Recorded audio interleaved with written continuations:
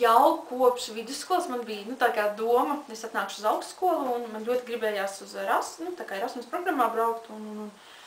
Es biju tur izdomās visādas variantus, tur Francija un tā. Bet tad, kad pienāca augstskolas gadi, pirmais gads nevar braukt, otrajā gadā tikai var pieteikties un tā. Grūti gāja, ne tikai tur, kur gribēju, bet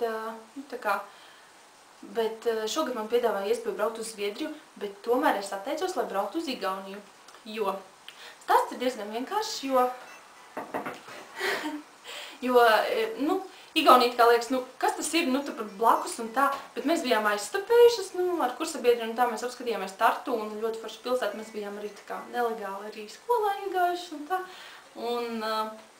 Jo biedē bišķiņa valoda, tā kā tur ir tā punktiņš, komatiņš, svītriņa un tur tā, neko nevar saprast, bet es sagaidu visinteresantāko laiku manā tagadējā dzīves posmā. Jā, un es ieteiktu visiem braukt, kurus laišu un kuriem ir iespējas kaut kur tikt un tā. Tā, es taisot braukt uz vāciski runājušām zemēm, kas būtu, piemēram, Šveice, Vācija un Austrija.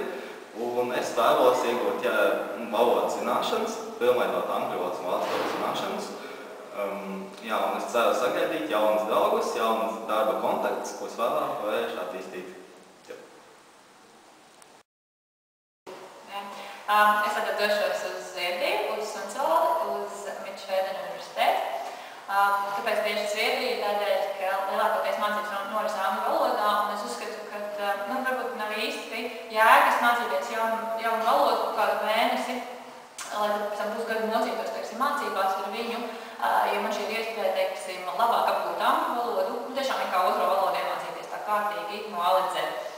Tad vēl Zviedrija tādēļ, ka tā ir, manuprāt, viena no tādām demokrātiskākajām valstīm, un tā kā tā ir arī Ziemeļvalsts un attīstīta, tad arī žurnālistikas līmenis šajā valstī un izpratne par žurnālistiku, tad tādā nozara, ko es mācos, ir noteikti daudz spēcīgākas, arī tās tradīcijas tur ir daudz spēcīgākas, un tas tā kā varētu man arī dot to izpratni un pavērt man to redzesloku par to jomu, ko es mācos. Un vēl Zviedrijas vēlējos pateikt, ka tā nav tik tuvu, lai es justos, lai nebūtu, jo man gribas to izaicinājumu, ka tu kaut kur brauc, bet tā nav arī tik tālu, un lai es, sajustos, ka varbūt nenormāli slikti vai tā. Un tad, tad es domāju, ka Zviedrija, pat cik viņi ir tā prāma pāri vienkārši blakus, tad tas būtu diezgan labs variants, lai es arī es domāju, tā mentalitāte savā ziņā ir noteikti ļoti līdzīga mūsu latviešu mentalitātei, mēs tomēr esam mazliet tādi ziemeļnieciski, un tādēļ es domāju, arī varētu būt tuvāk tas man, jā. Tas ir tādēļ, kādēļ es izvēlējos Zviedriju. Ko es no turienes sagaidu? Es ļoti, šobrīd ir viss šis process, tad ir dokumentiem viss, tad es ļoti sagaidu pirmkārt izaicinājumu, pārvērt sevi, iegūt jaunas atziņas par sevi. Otrkārt, protams, būt šo plašo redzesloku, paplašināt savas zināšanas,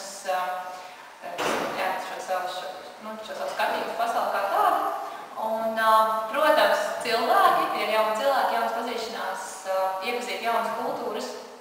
Un tad trešais, es sagaidu to, ka būs šis valodas